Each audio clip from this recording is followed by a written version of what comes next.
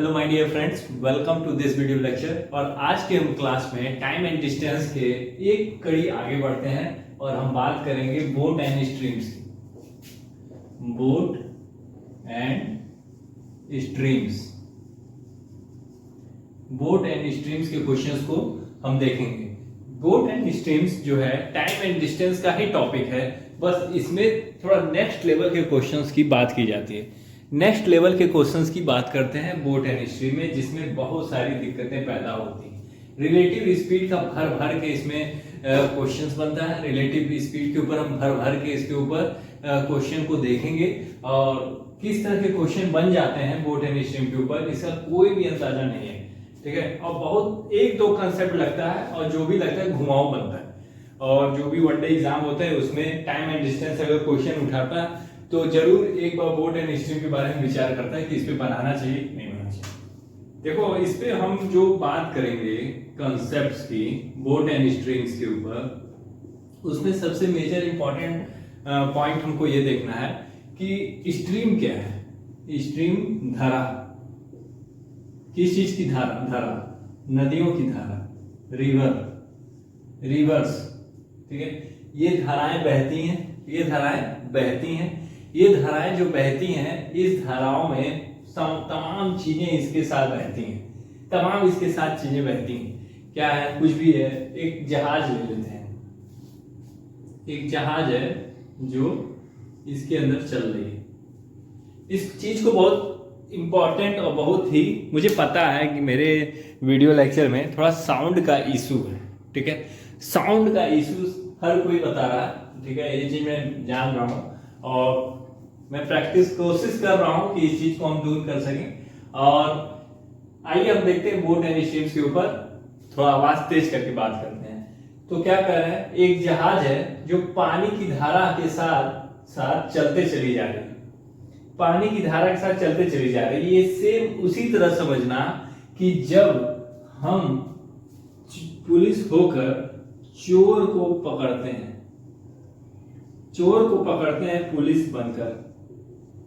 चोर भी इसी डायरेक्शन में, पुलिस भी इसी डायरेक्शन में। कभी भी मैंने ये नहीं देखा, पिक्चरों में भी नहीं देखा कि चोर और पुलिस एक दूसरे की विपरीत दिशा में आ रहे हैं। चोर और पुलिस हमेशा मतलब एक आदमी दूसरे से दूर ही भागता है। तो चोर जो है वो पुलिस से दूर ही भागता है, चोर जो है वो पुलिस से दूर भागता है। सेम उसी चीज को समझना कि यहाँ पर क्या है कि एक नाव है जो नदी में चल रही है, जो नदी की बहाव के अनुसार ही चल रही है, जो नदी के बहाव के अनुसार ही चल रही है। रिलेटिव स्पीड का बम्पर कंसेप्ट है। एक्चुअली रिलेटिव स्पीड जब पढ़ाना चाहिए ना, तो उसी के साथ ही बोट एंड स्ट्रीम को कवर करना चाहिए। ठीक है, तो ये चीज जो धाराएं बह रही हैं उसी की दिशा में जहाज बह रहा है, उसी की जहाज चल रहा है।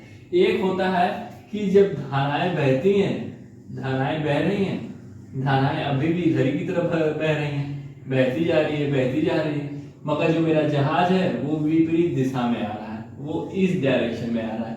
ये हो गया x किलोमीटर पर आवर, अब नदी का स्पीड हो गया y किलोमीटर पर आवर। जहाज का यहाँ मान लेते हैं x किलोमीटर पर आवर और यहाँ पे मान लेते हैं नदी का y किलोमीटर पर आवर। दिख रहा होगा x और y, नदी के चाल को हम क्या माने हैं? y kilometre per our. और जहाज की जो स्पीड है उसको माने हैं x किलोमीटर पर आवर। जहाज की स्पीड को माने हैं x kilometre per our. Okay, तो यहाँ रिलेटिव स्पीड कैसे काम करेगा? यहाँ रिलेटिव स्पीड आपको काम ऐसे करेगा कि आपको क्या करना है, एक देखो इसका एक नामकरण होता है। बोट एंड स्ट्रीम में जब भी क्वेश्चन आएगा तो एक नामकरण दिया होगा जो आपको हमेशा कंफ्यूज करेगा। हमेशा कंफ्यूज क्या करेगा? देखो, कुछ नहीं है, जब जहाज नदी के धारा के साथ ही बहती है तो उसको हम कहते हैं डाउन स्ट्रीम। क्या कहते हैं? Down stream. और जब जहाज नदी की विपरीत दिशा में बहेगा तो उसको कहते हैं अप स्ट्रीम। उसको क्या कहते हैं? अप स्ट्रीम कहते हैं।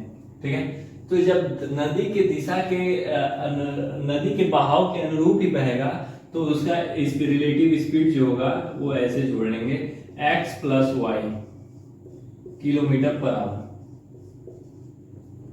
ठीक है, और यहाँ जब विपरीत में बहेगा तो अप स्ट्रीम है ना, तो स्पीड जोड़ लेंगे, x minus y kilometre per hour. देखो जब भी तुम हवा के दिशा में चलते हो ना, जैसे हवा बह रही है उसमें जब तुम लेके चलते हो तुम्हारी स्पीड क्या होती है, बढ़ती घटती, तुम्हारी स्पीड घट जाती है। तो तुमको थोड़ा दम लगाना पड़ता है उस दिशा में चलने के लिए। मगर जब हवा इधर से बहते आ रहा है और तुम इसी डायरेक्शन में चलते चले जा रहे हो तो क्या होगा कि तुम्हारा जो स्पीड है वो बढ़ जाएगा। वो स्पीड क्या होता है, बढ़ जाता है। हवा के डायरेक्शन में जब चलते हैं तो स्पीड बढ़ता है, और जैसे ही हवा के विपरीत दिशा में चलते हैं तो डायरेक्शन स्पीड क्या होता है, हमारा घट जाता है। तो उसी तरह जब नदी बह रही है और उसी के डायरेक्शन में जहाज भी चल रहा है तो स्पीड जो होगी वो जुड़ जाएगी। मगर जब नदी के विपरीत दिशा में जहाज चलती आ रही है तो स्पीड क्या होगी, x माइनस वाई, ज्यादा में से कम घट जाएगी।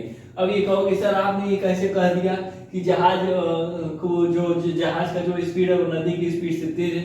अरे बेवकूफ, अगर जहाज नदी की स्पीड से कम होगी तो क्या जहाज अपने छोर से पानी में आ पाएगी? नहीं, उसको अपनी स्पीड तेज ही रखनी होगी। पानी की स्पीड है 10 किलोमीटर प्रति घंटा और जहाज चल रहा है 1 किलोमीटर प्रति घंटा, तो हमको तो लगता है जहाज जो है वो हमारे घर के अंदर घुस आएगी। जब नदी पीछे से हवा मारेगी तो जहाज कहाँ जाएगा, पार कर जाएगा। 10 किलोमीटर प्रति घंटा रफ्तार से पानी आ रहा है और 1 किलोमीटर पर आवर से जा रहा है, तो डिफरेंस कितने का आ रहा है, 9 किलोमीटर प्रति घंटा। तो जब जहाज को पीछे जो नदी पानी ढकेलेगी तो कितने रफ्तार से, 9 किलोमीटर प्रति घंटा रफ्तार से पीछे फेंक देगी। इसीलिए हम मान के चलते हैं जो जहाज की स्पीड होगी वो नदी की स्पीड से तेज ही होगी, तो ये अप स्ट्रीम डाउन स्ट्रीम हमें समझना बहुत इंपॉर्टेंट था। ये चीजें हमने देखी। बोट एंड स्ट्रीम का सबसे इंपॉर्टेंट और कोर एरिया है जिसको हमको समझ के ही रहना है, जिसको हमको समझना ही है। ये चीज अगर समझ में आ जाएगी तो बोट एंड स्ट्रीम कुछ नहीं है, बस फॉर्मूला है, speed is equal to distance upon time. अगर ये चीज समझ में आ गई तो speed is equal to distance upon time, ये इसका यूज करेंगे, क्वेश्चंस को सॉल्व करेंगे। यही चीज इतने खतरनाक लेवल पे घुमा के पूछी रहती है कि चीजों को सॉल्व करने में बहुत ज्यादा दिक्कतें होती हैं। जैसे क्वेश्चन हम ले लेते हैं। क्वेश्चन ये है कि एक जहाज है जो डाउन स्ट्रीम डायरेक्शन में 5 किलोमीटर प्रति आवर की रफ्तार से चल रहा है। 5 किलोमीटर प्रति आवर की रफ्तार से, मान लेते हैं 10 किलोमीटर, मान लेते हैं 100 किलोमीटर प्रति घंटा की रफ्तार से डाउन स्ट्रीम में, मतलब डाउन स्ट्रीम का मतलब नदी के बहाव के साथ ही जहाज चल रहा है और उसकी रफ्तार है 100 किलोमीटर प्रति आवर। ये डिस्टेंस जो कवर करता है वो 100 किलोमीटर है। डिस्टेंस जो कवर करता है, इस तरह वो कितना डिस्टेंस कवर करता है, 100 किलोमीटर। एक जहाज है जो डाउन स्ट्रीम डायरेक्शन में चलता चला जा रहा है, डाउन स्ट्रीम मतलब पानी के बहाव के साथ चलता चला जा रहा है और वो 100 किलोमीटर प्रति घंटा की रफ्तार से चल रहा है और 100 किलोमीटर कवर करता है कितने टाइम में, इन टाइम 50 आवर्स, कुछ भी ले लो। तो हमसे पूछा क्या है, हमसे पूछा find the speed of river, stream, river, कुछ भी। तो हमसे रिवर की स्पीड पूछा है, रिवर किस स्पीड से रिवर की चाल क्या है बताओ। देखो ये क्वेश्चन ऐसे है कि जहाज जो है वो नदी के अंदर 100 किलोमीटर प्रति घंटा की रफ्तार से चल रहा है, इस तरह चलते हुए 100 किलोमीटर कवर करता है कितने टाइम में, 50 घंटे में। तो ये बताओ रिवर की स्ट्रीम क्या होगी, ये बताओ। जब ये डाउन स्ट्रीम का क्वेश्चन है तो दोनों की स्पीड जुड़ेगी कि घटेगी, जब ये डाउन स्ट्रीम का क्वेश्चन है तो स्पीड जो होगी वो जुड़ जाएगी। स्पीड क्या हो जाएगी, स्पीड हो जाएगी ये 100 और प्लस, मान लेते हैं रिवर का जो स्पीड है वो x है, 100 प्लस x। डिस्टेंस कवर कितना करता है, 100 किलोमीटर। डिस्टेंस कवर करता है 100 किलोमीटर कितने घंटे में, 50 घंटे में। कितने घंटे में, 50 घंटे में। तो 50 में यहाँ लाओ, 50 गुणे 100 plus 50 x is equal to 100। बहुत बड़ा क्वेश्चन कर दिए, ठीक है। अगर छोटा कंसेप्ट रहता तो ये हो जाता, हमें वैल्यू जो है वो छोटी लेनी पड़ेगी।